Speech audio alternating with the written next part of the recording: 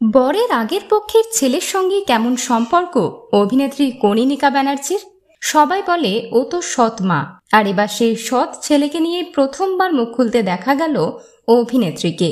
Cinema, serial থেকে শুরু করে ওয়েব সিরিজ সর্বত্র নিজের অভিনয় দিয়ে দর্শকদের মন জয় করেছেন অভিনেত্রী কনীনিকা বন্দ্যোপাধ্যায়। ব্যক্তিগত জীবনেও স্বামী সন্তান নিয়ে অভিনেত্রীর ভরা সংসার।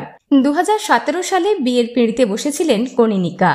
ষড়রিপু ছবির শুটিং করতে গিয়ে সুরজিতের কাছাকাছি এসেছিলেন অভিনেত্রী।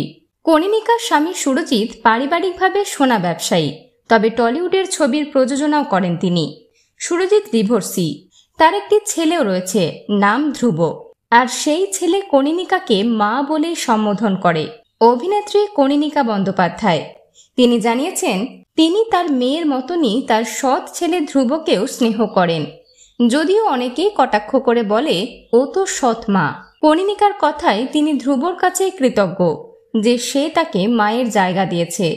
তিনি আরও জানান, যেমন মেয়েকে শাসন করেন তেমনি সৎ ছেলে অর্থাৎ ধ্রুবকেও বকাবকি করেন, শাসন করেন। বরের আগের পক্ষের সন্তান হলেও অভিনেত্রী তার নিজের মেয়ের থেকে কম ভালোবাসেন না ধ্রুবকে। বিনোদন জগতের আরও অন্যান্য খবর নিয়ে ফিরছি, জুড়ে থাকুন আমাদের সঙ্গে।